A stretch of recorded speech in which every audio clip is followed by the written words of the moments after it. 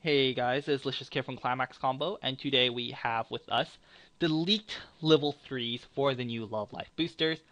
The new Love Life booster will be coming out on the 22nd of this month, and I have already pre-ordered 5 booster boxes, so be expecting a deck profile, box opening, dual video. I would say sometimes near the end of this month or the beginning of next month. Just kind of depends when my boxes come in. But anyways, here they are. They seem to have been leaked from a video of some kind. Maybe they're commercial or a stream. Who knows? I'm not complaining. Usually we wait for the official website to release the cards. That way we have a exact idea of what the effect is. But uh, I really like Love Live as a whole, and I do own a Love Live deck. It's probably my most favorite deck. So too excited to wait. So I just want to talk about them right now. So yeah, this video will be dedicated purely to the leaked level 3s. But before we get started, I would like to thank the administrator of this website, Kisa Oma the Final. Sorry, I probably butchered that name up really badly, but just like to take a short minute to thank you for running this website. Even before starting Climax Combo, or even before, you know, starting White Schwartz, I found this website, and it's really nice. I like how it looks. I really like the interface. Everything looks clean, and it's really nice having a website purely dedicated to the card of the days that Bushiroad releases. And I'm sure it's a lot of work translating all these cards, and definitely sometimes when Bushiroad releases 10 cards in one day for no reason, I'm sure it's a lot of work. But honestly, thank you very much for running this website. And honestly, without this website, we probably wouldn't have even started Leaks of the Week. So once again, huge thank you for keeping up with the card of the days. But yeah, before we get started to the leaks, do keep in mind this is from a video, and as you can see, it's a little hard to read the cost on some of the cards just because it's so small. Oh, sorry, let me put my phone on silent. Okay, sorry about that. Anyways, oh man, now I lost my train of thought. Uh, yeah, once again, the costs are a little fuzzy. It's a guesstimate, kind of as you can see here, one question mark, one question mark.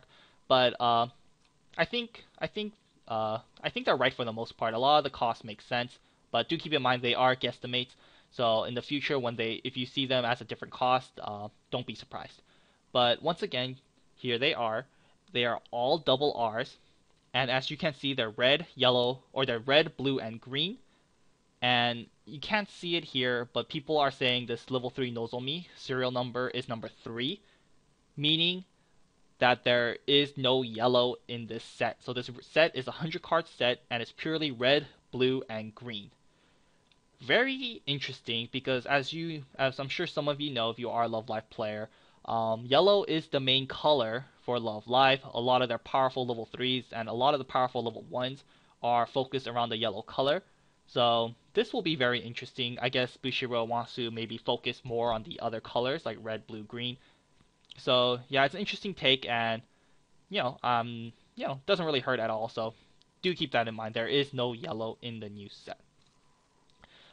We've already talked about Honoka in last week's video, so I will not be talking about Honoka again. But the rest of them have not been leaked. So starting from Eddie, she is 3-2-10K double R. Don't forget they're all double R. Double R.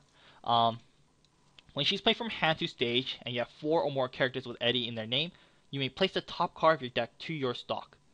She has another effect of during the turn this card is played from hand to stage. When this card reverses its opponent in battle, you may pay cost, which is 1. If you do, you may place that character to its owner's clock. And lastly, it has another effect of choose one of your own characters with Eddie in its name, and you can give it plus 1500 power until the end of the turn, and it's a pay 1.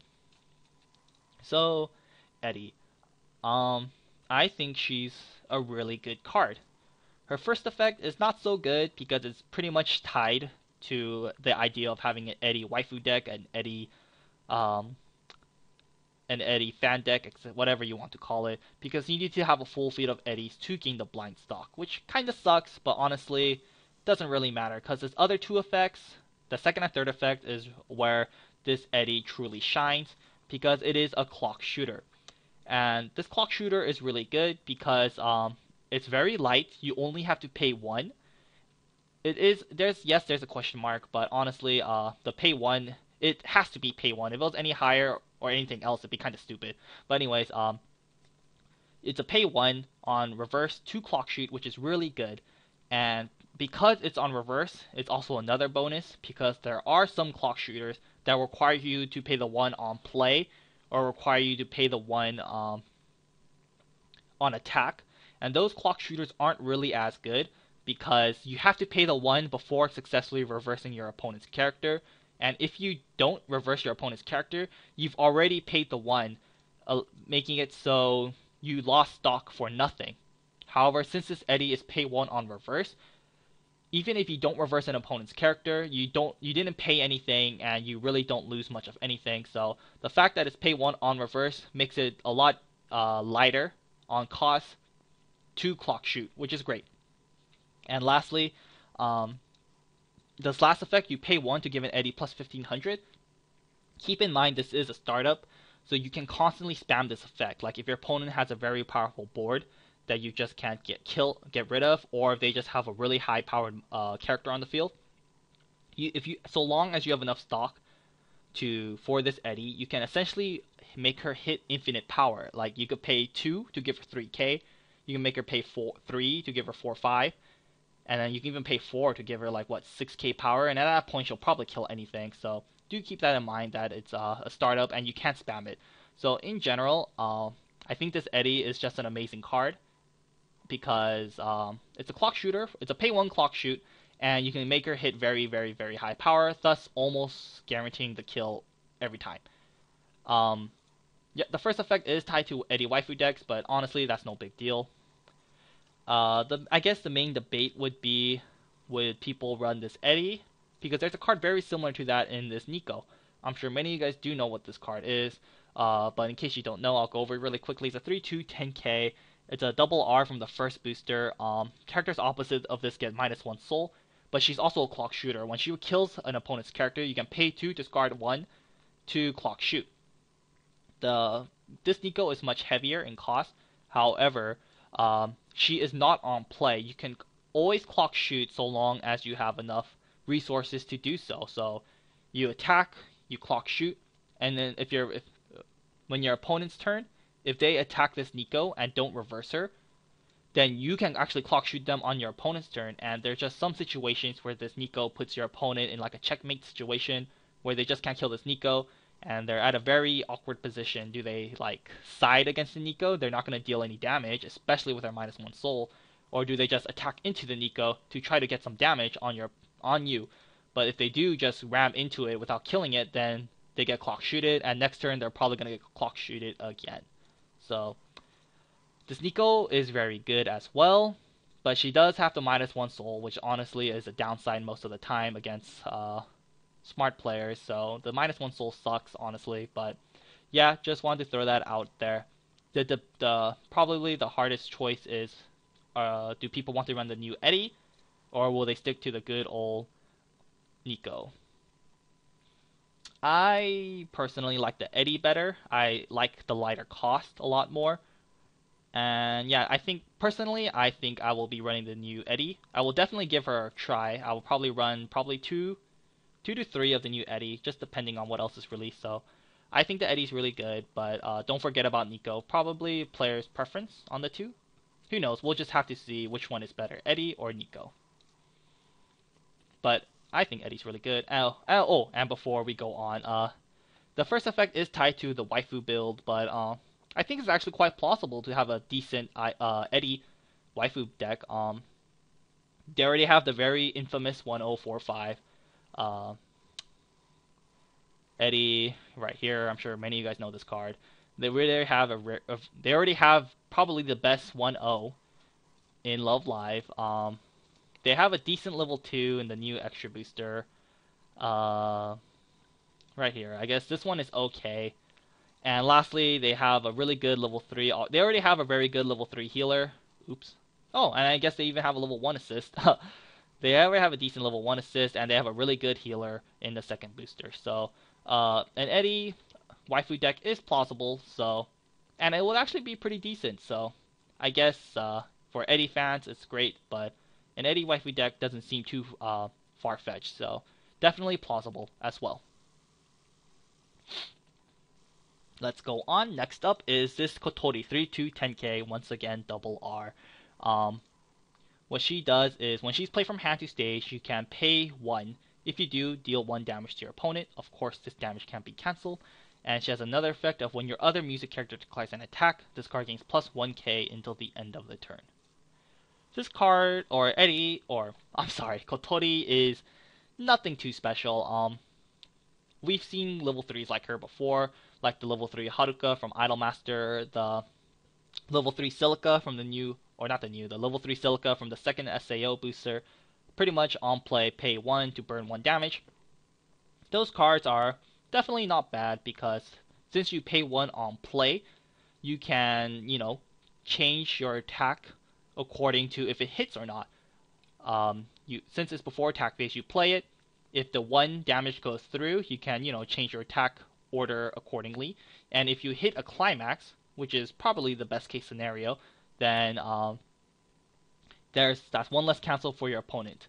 And if they're at 3-6, it might as well be a good game. So definitely a solid card. It has the other effect of when another music character declares an attack, gains plus 1k. Not bad effect at all, because she'll be 3-2, 12k on offense, assuming you attack with her last, which is not bad at all. So pretty much, she's kind of like a one thing. She's like a one turn. She's like a card that only lasts for 1 turn. You play her, you pay the extra 1, you deal the 1 damage, cool, and then on the same turn, you make her a 12k attacker, most likely reversing an opponent's level 3, and the next turn, just let her die, so that way you can salvage her or search her to constantly spam the burn 1 on play. So in general, Kotori is a solid card. Will she make the cut? There's a lot of game enders now in the new Love Live, or there's a lot of game enders now for Love Live. They have the Eddie, they have the Nico, they have the old 3-2 Kotori from the second School Idol Festival booster. We have the double attacker and the extra booster. With all these game enders running around, will Kotori be able to make the cut? We'll just have to see. I think Kotori can fit in. I think you could run 1 or 2 Kotoris and be perfectly fine. I don't advise running more than 2 Kotoris at all, because she's more like a tech card if anything. So definitely a solid card. I think I was gonna say something else about the Kotori, but I completely forgot. Whatever. Let's go on. Next up is Umi, 329k double R Umi. She has her first effect is when you have 4 or more characters with Umis in their name, this card loses -1 level in your hand. If you have 3 or more music characters, this card gains plus 1k power. And lastly, when she's played from hand to stage, you may choose 1 music character from your waiting room and add it to your hand. It seems to be that Bushiroad is kind of pushing Love Live players to make these waifu decks by giving them level 3s that are very powerful when you meet the requirements.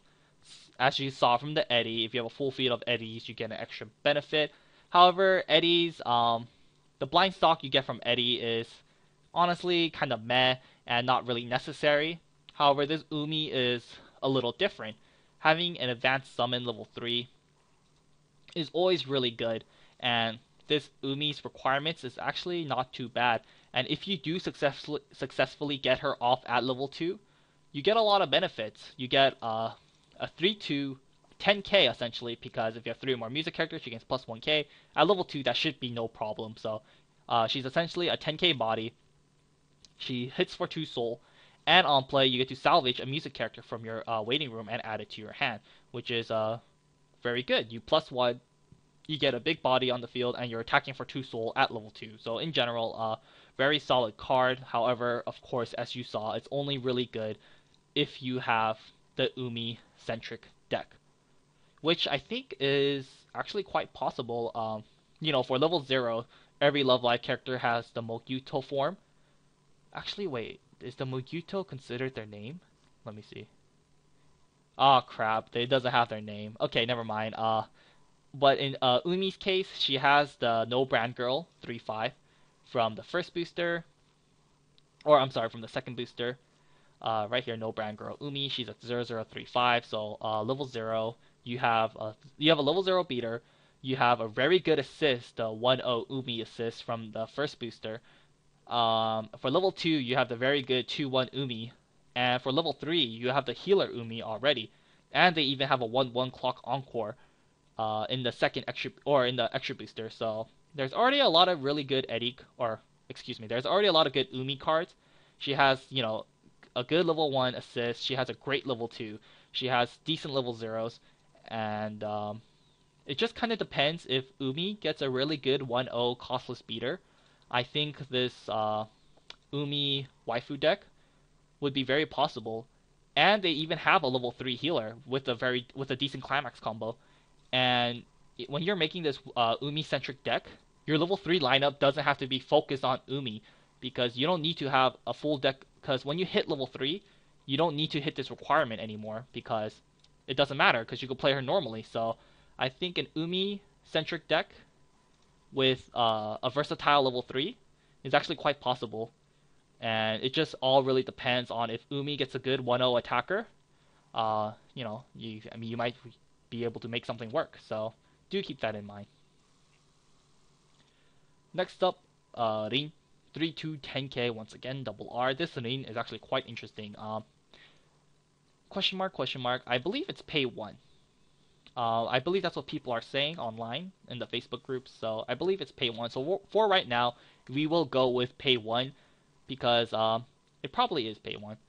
Anyways, what Rin does, she's very similar to the Fumio that or I think that's her name. One of the level 3s in Girlfriend Beta, Rin has an exact effect of. When she's played from hand to stage, you may pay cost. In this case, we're going to assume 1. So pay 1. If you do, choose 2 cards in your opponent's waiting room, return the rest of the unchosen cards in his waiting room to his deck, and your opponent shuffles the deck. And lastly, its other effect of when this card declares an attack with the climax, we don't know what that climax is yet. You may pay cost. I'm going to assume it's 1. If you do, search your deck for 2 music characters, show it to your opponent, add it to your hand, then shuffle your deck. So Rin, very interesting card. Her first effect is very similar to, like I said, the Girlfriend Beta card. I believe the Girlfriend Beta card with the first effect was a pay 1 on play. So in this case, we're going to assume it's the exact same thing, so we're going to go with pay 1. The first effect in itself is actually it can be potentially devastating because you choose 2 cards in your opponent's waiting room.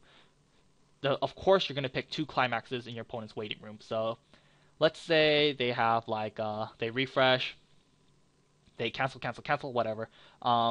Let's say they have 5, or let's say they have 3 climaxes in waiting room, and they have and then they trigger 2 climaxes last turn. So there's 2 climaxes in the stock, and you play the Rin. You get to choose 2 climaxes in their waiting room and not shuffle them, and you shuffle the rest back in. So now that you know that your opponent is refreshing with only 4 climaxes in their deck, because you left 2 in the waiting room, and last turn you saw them trigger 2, and you put it to their stock, because you know that it's in their stock. So that now your opponent is only refreshing with 4 climaxes, and if they're not compressed, then it can almost be lights out for your opponent. So it's a little difficult to explain when Rin's on-play effect would be awesome, but it definitely has potential, and it's just very situational. There will be situations where Rin's on-play won't really do anything, but I'm sure there will be times when Rin's on-play would be quite devastating.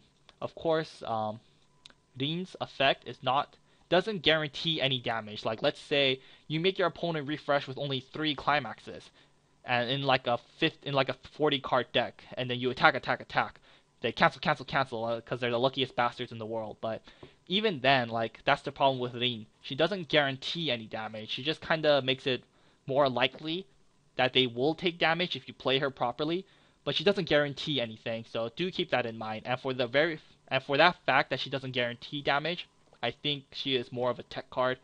I wouldn't advise running more than two of her. I would if I choose to run red, yellow, blue again, I would definitely consider one Rin into the deck.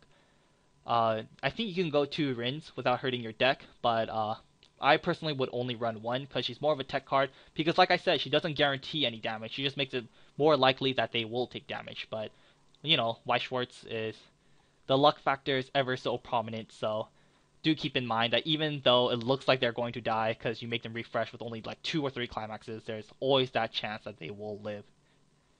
Her climax combo, because I think she's more of a tech card, I really don't think you should be running her climax combo. We don't know what her climax is yet. It could be a book, 2k1, pants, who knows, but her climax combo is definitely not bad because on attack you pay 1 and you search 2 music characters and add it to your hand. Very similar to a lot of other cards like the Lifa or the Onodeta in the other series, but definitely not a bad one. Kind of depends on what the climax is, but I don't know. I don't think I would be running that climax combo because, like I said, I think Rin is more of a tech card, and I'd probably be only running one Rin. If it's not book, I don't think I'll be running the climax combo at all. If it's a 2k1, I'm not going to sacrifice gates for the book. I'm not going to sacrifice a gate for a 2k1 because I'm only running one Rin, so I'm probably not going to climax combo often enough to warrant the addition of that climax into the deck. So Rin, very interesting card. I think it's a lot of fun. So yeah, I think Rin has a lot of potential. So I'm really happy about the new Rin. I think it's great. Next up, let's go to Maki, my favorite Love Live girl. What she does, she's 3/2, 10k once again, of course, double R. During your opponent's turn, for every other music character you control, she gains plus 500 power. And her other effect is when she's played from hand to stage or via change, you get to heal. I honestly don't really like the new level 3 Maki. It's a healer, which is nice, but her first effect is pretty lackluster. She only gains 500 during your opponent's turns, meaning at max she will be a 12k wall on your opponent's turn, which is cool, but I mean it's only during your opponent's turn. On offense she's quite weak, and we don't know what her changer is yet. All of Love Live changers are climax phase changes, so we're going to assume the same thing. We're going to assume that this Maki is also a climax phase change. So climax phase change is typically pay 2, discard 1 after playing the changer. So in total, you're pretty much paying 3, discarding a card, which is quite hefty, and in some situations not worth it. And this Maki also heals you on play, meaning that if you do it at level 2 before the first refresh, you decompress your deck by quite a lot because you heal and you change. So you decompress by a lot by changing, assuming you do it before the first refresh.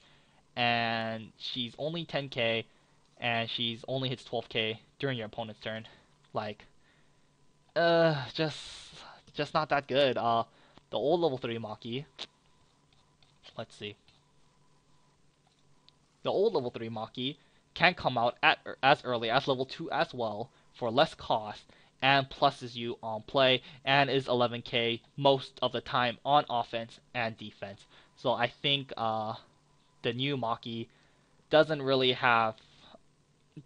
hold a place in Love Live decks, because why play an early summon level 3 that has more cost and doesn't plus and decompresses you more when you already have another card that can come out at level 3, that can come out at level 2 for less cost and pluses you on play and is higher power on offense, and on defense is less, but usually 11k is more than enough. So, and at level 3 this card is very lackluster because it's pretty much just a vanilla healer with big body only on your opponent's turn, which is not very impressive. So unfortunately, I don't think this Maki is good. It's very cute, but sadly, I don't think I will be running any of this new Maki. As much as it pains me, but let's go on. Anyways, Nozomi 3295 double R. This Nozomi When you have 3 or more music characters, she gains plus 1k power. So, and when she's played for hand to stage, you get to heal. And she climaxes combo with, I believe the Nozomi actually got leaked earlier this week. I believe she's the gold bars. Oh, they show the card, but they don't have the actual leak. But I believe she got leaked with the gold bar. So when you play the gold bar, and this is on your front stage, you can pay costs. I'm going to assume it's 1. If you do, search your deck for up to 1 music character and place it onto any border of your stage. Huh, actually, I actually don't know what this cost would be. Maybe pay 2? I'm going to go with pay 1, right? Because I believe the level 3 Kanade from Re-Edit is pay 1 as well. Yeah, probably pay 1. Because if it was pay 2, there's no point. But anyway, sorry. Overall, Nozomi, let's go over what she does. She'll essentially be 3295 because her condition is pretty easy to meet. So pretty much 3295 all the time. She heals on play, which is great. And her last effect is alright. At level 3, you have to pay 1, and you get to, deal 1 damage to your opponent.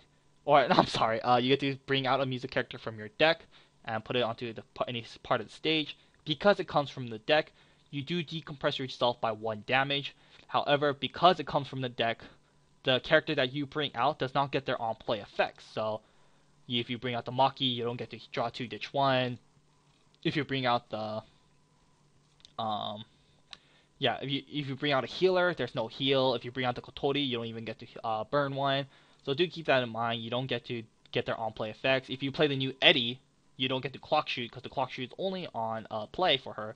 So the most optimal target is probably going to be this Nico here, because the Nico is not an on-play effect. So the most optimal target will probably be this Nico, because you still get to clock shoot and you played her for less cost, and because they are both green, it is very likely that you will be running the 2 together. So yeah, in general, this Nozomi is actually all not that bad. Heals, which is good, because I don't believe green has a good healer yet, right? Let me think for a second. No, green decks don't actually have a good healer. So this Nozomi is a healer for green. She's 10-5 base, and she climax combos with the gold bar. Gold bar is not bad at all. You get to decompress because you bring out the character from your deck, and the most optimal target will most likely be this Nico that you get to bring out, allowing you to clock shoot. So in general, Nozomi is pretty good. So yeah, good job, Nozomi. Let's go on. Next up we have Hanayo. 3285 double R. Haven't seen a very weak level 3 like this in a while, but you will see why. For every other Hanayo you control, this card gains plus 1k. And she has another effect that when she's played from hand to stage, draw 2, ditch 1. This Hanayo is very, very, very, very lackluster. You can't play it early, and you need to, of course, as you saw, need a Hanayo waifu deck to get the full advantage of this card. At most, it will be 3-2, 12-5, which is not that good. Like, running a full Hanayo deck just for a 12-5 wall at level 3 is just not worth it. It's not that good. The best Hanayo assist I can think of is the level 0 assist in the first booster, but that one's not that amazing. Their level 1s is like mediocre. I believe there's like a Clock Encore or High Encore one.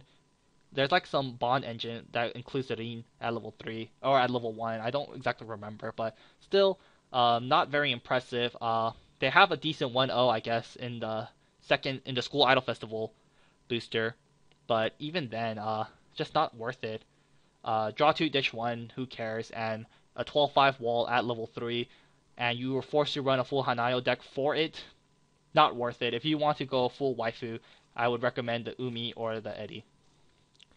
Hanayo has a good level 3 in the healer from the second booster, but still not worth it. They don't even have a good late game assist, so Hanayo, unfortunately, not very good. And next up, another pretty crappy level 3. 3/2 10k double R Nico.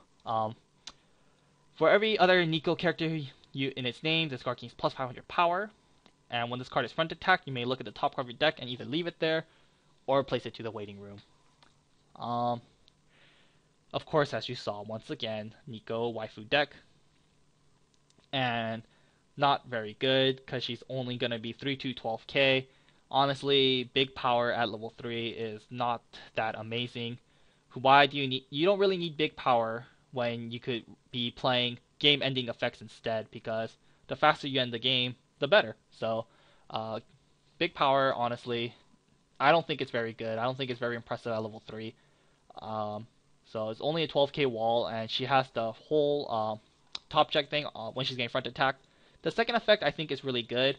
However, the fact that you need to have a full Nico deck for her to be big power just makes her not that good. So, unfortunate, but I don't like this Nico at all. I guess a Nico waifu deck might be possible because they already have a good game ender in the idol Otaku Nico that we just saw. She has a good level 0 assist actually in the... Oops, that's not Nico. Where are you, Nico? There we go. She has a good level 0 Nico assist. And I actually own the sign of this too, crap. But they have a really good assist already. They have a good game ender. But besides that, I can't really think of any other good Nico cards. They have that marker card, but I believe that one could just get suicided into, so not too impressive there. So yeah, unfortunately, I don't think a Nico waifu deck is possible, unlike Eri and Umi, which are actually quite possible. So unfortunate, but not every level 3 can be good in a set. Usually. But yeah, and that wraps it up. That is actually all the level 3s that have been leaked, and I believe these will be all the level 3s for the new set. I would be very surprised if they announced any other level 3s besides these, because this is already 9 level 3s. We don't really need any more level 3s in the new booster. But who knows, it is a 100 card set, and Bushiroad loves Love Live. Love Live is pretty much their child, so who knows, maybe we'll get like an R level 3, but as of right now, I'm almost positive these will be all the level 3s for the new set. Not bad, I guess. I wasn't expecting too much from the new booster just because if they added broken level 3s, because Love Live is already really good. It's a very solid set, and it definitely has a good chance in tournaments. So Love Live is already powerful, so if they added like broken ass level 3s, the set will probably just get hit. So very thin line for Love Live, so not too surprised that they didn't get any crazy level 3s, but I'm actually quite satisfied with these level 3s. I think they're okay. Honoka, like I said in the last video, not my cup of tea, not really a fan of it. It's not bad, but it's not good, and there are better options than this Honoka. I think Eddie is probably the best level 3, and I think will be the most expensive level 3 in the new set, because she's a good game ender, a very light cost game ender at that. Kotori is not bad, like I said, definitely playable, and it's definitely a good tech card, I would say. Umi, of course, has to be in a waifu deck, but I think Umi, if any character had the best waifu deck, I would probably say it would be Umi, because she has a great assist, great 2-1, a great 1-1, and some pretty good level 0s. So Umi, keep an eye out for if there's if a really good 1-0 costless Umi comes out. I might even try, and depending on how many of this level 3 Umi I pull, I might actually try to make one. So I think Umi is on a suspect list maybe. We'll see. Rin, good tech card, I'd say. I think it's a lot of fun, and I would definitely run 1. If you're running blue, I would definitely advise running 1, because I think in some situations it can win you the game. Maki, damn it. I wouldn't run it. I don't think I'll ever run it, so in my serious builds, I don't think I would ever run this Maki, so very sad about that. Nozomi, very solid card, good climax combo, and good synergy with the old 3/2 Nico, so good job Nozomi, and she heals. Hanayo, I'm sorry, not very good. I think almost unplayable. Nico, same thing, I think almost unplayable, so that is all the level 3s for the new set. Let me know what you guys think about these new level threes. Do you think certain ones are good? Do you think certain ones are bad? Are you gonna play the Nico over the Eddie, or are you gonna play the new Eddie over the level three Nico, or are you gonna run a combination of the two? Let me know what you guys think. Am I missing something? Maybe I'm missing other good cards that might be viable for these waifu decks. Maybe the Hanayo waifu deck, Nico waifu deck. I'm not a big like waifu guy. When I play, I usually play very seriously, so I always play like my best decks. So don't do a lot of research on these waifu decks. So if I'm missing something with Nico Hanayo, let me know. And mm, yeah, I guess that's all I have for this video. Once again, thank you very much, Kisa Oma, the final, for constantly keeping Otakuya up and alive for people like me who can't read any Japanese, so that we can all enjoy translations. And yeah, that's all for this video, guys. Thank you for watching, and until next time.